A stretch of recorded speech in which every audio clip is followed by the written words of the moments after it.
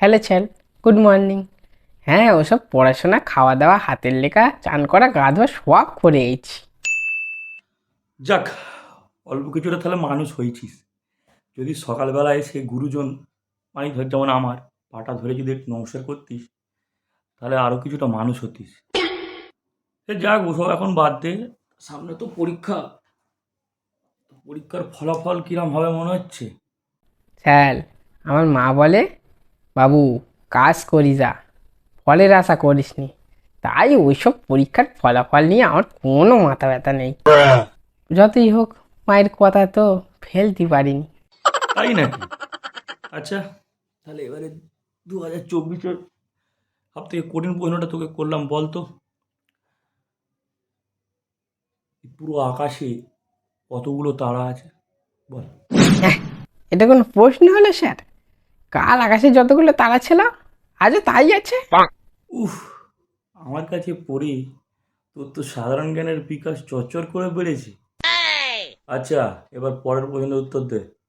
বলতো কোন বিদেশি মহিলা আমাদের দেশে এসে দেশের জন্য সমাজ সেবা করেছিল? বল।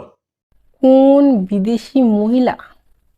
এ তো খুব সহজ স্যার, মাদার ডেয়ারি। হ্যাঁ, আবার ওই দুধের আবার চাটাও ভালো খেতে হয়। যাই হোক, ওসব বাদ দিয়ে পরবর্তী প্রশ্নের উত্তর দে তো। বল, মানুষ ভাত, রুটি, মুড়ি, চা এইসব না খেয়ে কি খেয়ে বাঁচতে পারে? কেন স্যার? এই তো গালাগালি মানে খিস্ত খেয়ে তো আপনি বেশ ভালোই বেঁচে রয়েছেন। শুধু গালাগালি? আমি তো আবার রাস্তায় রাস্তায় কালকে কেলানিও খেয়েছি। তাকে এবার জীবন বিজ্ঞান থেকে প্রশ্ন করছি, তাকে উত্তর দে। বলো, কুমিরের রক্ত রং কি? স্যার, এইভাবে বলাটা ঠিক কঠিন হয়ে যাবে। চলুন, আমি আর আপনি গিয়ে কেটি দেখে আসি। হ্যাঁ, আর ওই জেলে বসে গোঁপ্তারা খাই নাকি? যাকে ওইসব বাদ দিয়ে, এখন ভারতে জনসংখ্যার দিক দিয়ে ভারত কিন্তু এখন 1 নম্বরে, তুই ভাবিনি যে চীন। ঠিক আছে, এবার উত্তর দে ইকোনমিক প্রশ্নের। ভারতের জনসংখ্যা কি করে কমানো যায়? বল।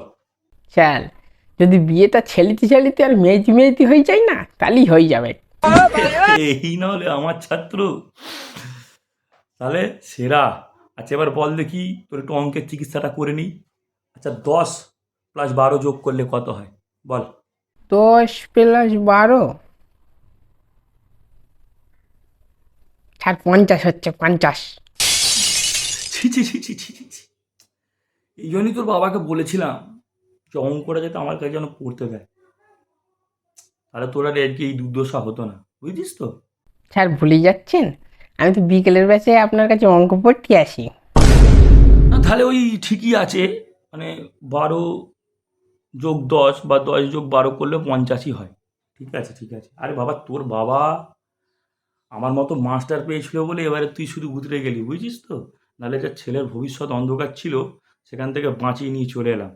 আচ্ছা, পড়াশোনা তো চলতেই থাকবে। সময় মতো করে একটু মাইনেটা বাবাকে দিয়ে দিতে বলিস। হুম, ঠিক আছে, আজকের মতো এতটাই। হ্যাঁ, কাল সকাল 9টায় আবার আসবি।